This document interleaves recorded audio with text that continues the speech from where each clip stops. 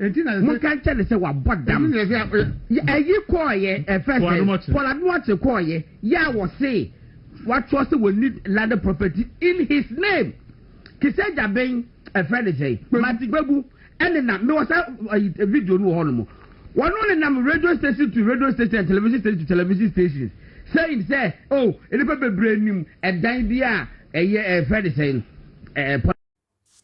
all right, I was here for Nyamisha Bibia. Aha, I Ghana Sim TV. I best stress, mo best subscribe to the channel. Now, mo farm my doing Cherebra. I will comment section. We better my turning on the notifications. Send a be anytime video of this nature. About you'll be the first person to know. Nyamisha, you know. Before I talk about the OSP, I have to say something. There's a poem here I want to read. It says, first they came. First, they came for the communists, and I did not speak out because I was not a communist. Then they came for the socialists, and I did not speak out because I was not a socialist. Then they came for the trade unionists, and I did not speak out because I was not a trade unionist. Then they came for the Jews, and I did not speak out because I was not a Jew. Then they came for me, and there was no one left to speak for me. This way, we have seen the personification of hypocrisy in this country. Martin Kpebu was arrested by the OSP. Very wrong, very wrong.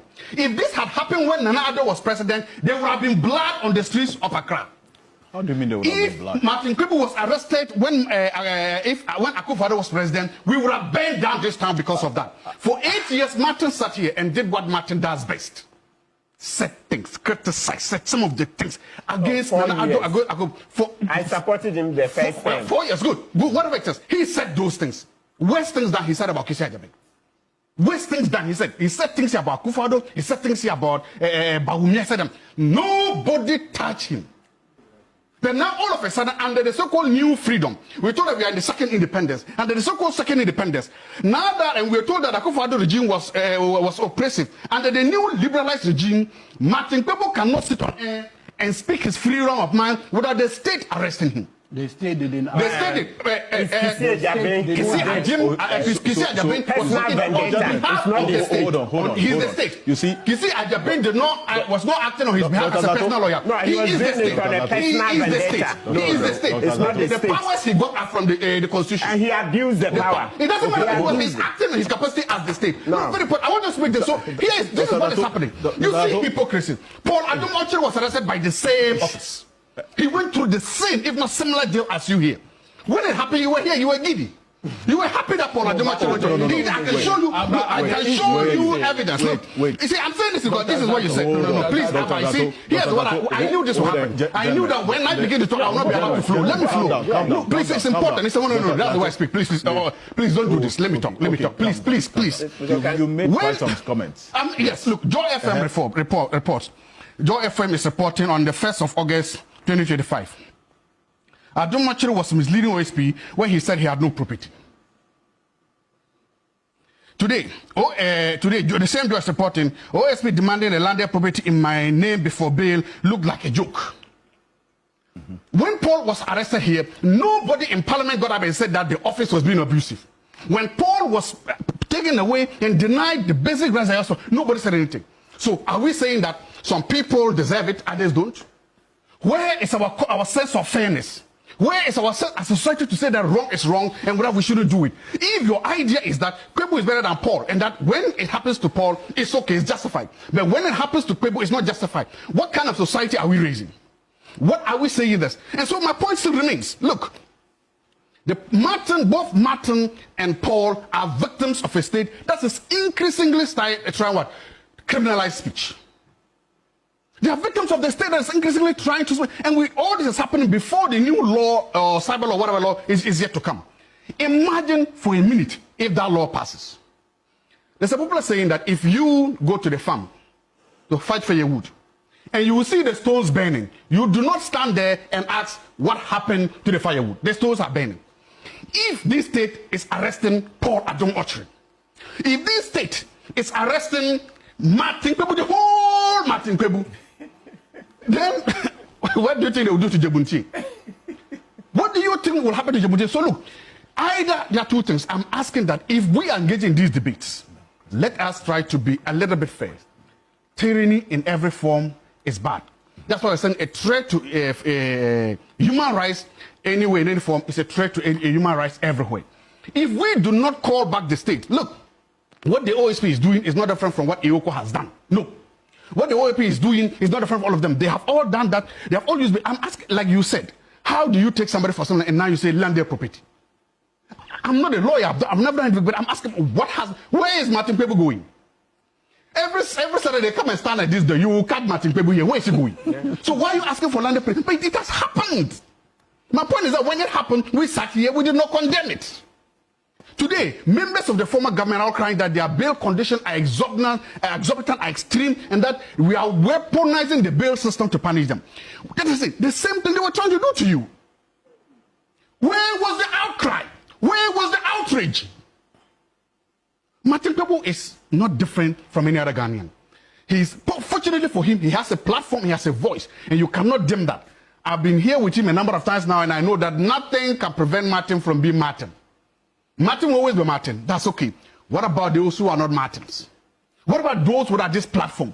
What about those who cannot, when they call them, and no big men in Ghana will not call, hey, release Martin? What about those whose arrest will not be shown on TV? Martin, when one day we were sitting here, and one of your clients somewhere said that they arrested in something, and you were complaining about it, and our friend here texted you, remember? Yes. Again, imagine that person didn't have a powerful attorney like you. So I'm saying that a lot of these things are happening. We shouldn't be selectively outraged. When we do that, we are glorifying hypocrisy. We shouldn't be selectively outraged. When we do that, we are being Machiavellian and we are bringing some kind of animal farm justice to the system. What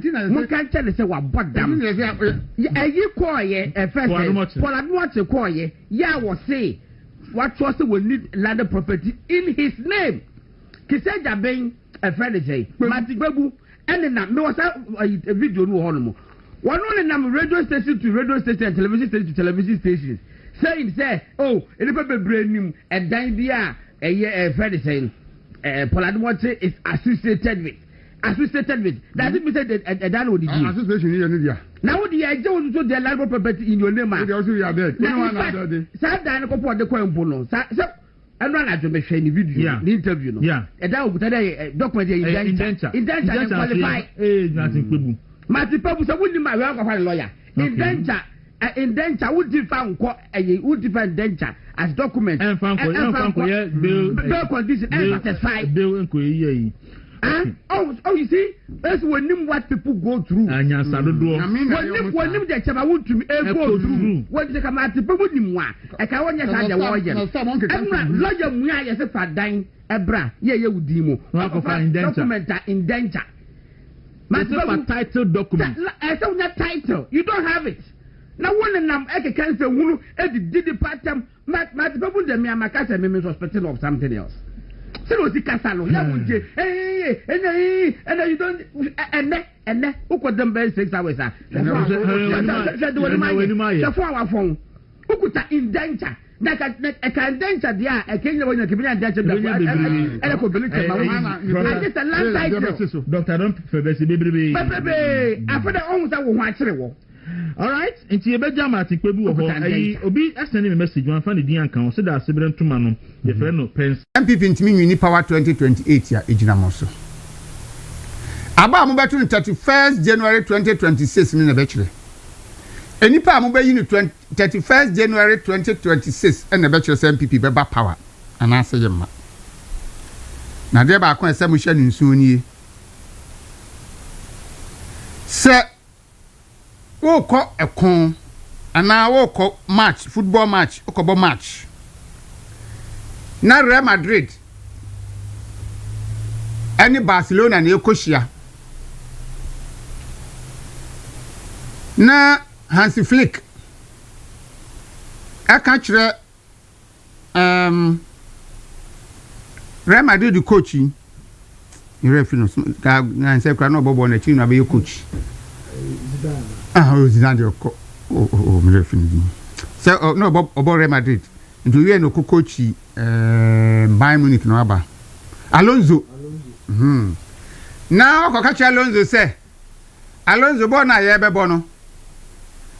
Memfa Courtois enna go num What the control that go no dey mo Hansi Flick na ka sa akire no na emum fa mo third and now fourth goalkeeper no bedem na sabio Alonso nso agiminti na watie de Hansi Flick e ka no na akofa omo fourth and now third keeper bedem ni ahye no buruburu ebi na ekwaso sese wo Ghana ha ena obetie NDC for MPP for mo pani a mo de Canada Japan ba ene de bebo amon enya nipa ba akunya nipa mienu kwachi ofosu ho spokesperson government spokesperson abagina akotna TV so aka wo mo communicators in the baby obetina bia akwaba akokra de wo se MPP pese wo mba power de achom yi ba omia free party num omo spell ba omia ansa no metumi aba power and that tells you ba omia huhu a atwa ndisi fo so a anko mbenya nanka de off 40 second de Japan a ombenya no nsem aka no nanka mde naba because oma compile no videos gu ho ono ananum nsem o kan ye oma compile e shadakam de omo twen ya ne sem MPP fo be ka say Canada Japan de naba no mo si cross no ano no oma wi and this fo ni mu say omo de obia be face Dr. Mahmoud Bawumia emfama wo no mo omunim se candidate bia no even in 2028 omo de Mahama kra be face Bawumia be biti no I'm telling you enti dia wo musura ye Dr. Mahmoud Bawumia so ye yini free kwanu mu dia na kwanu mu da hɔ a na fe ye ho atoye de obeba no ni afa no fala cause aba we yen ha ho nkoye campaign yen hye ho yen ha ho nkoye billboard ne t-shirt ni ade mu ayi ho ye wo public address system akese SC curve so eno anse ade ayi Canada Japan voices ya shem ti say the year 2025 a year fofofo ma yi ni ye bo eno anu no enti we MPP delegate na se wo mo ba ho na omo kan sem bia enye a side part no omo didi atem na to na bo nsem a ya na mani wu ma MPP delegates na Canada Japan ni nkrofo ba ho na omo kan sem a a side part na titi part no na mo bo mo nsem no ya na mani wu ma mo sika se no mo de be ma mo sika sai no mo de be ma mo nti mo hu se part no omo se no but all kana mo boje so na mo bo mo nsem mo dwene party no ho de delegates na ya no mbehia mo no mo dwene MPP ho de sika bia ni ho a odi ma wa obetime di no 4 years open secret Canada Japan team any NDC for and the corner krana ani de open secret any pa mo ba Canada Japan camp of late bebrebe nyina no ene ne ekoso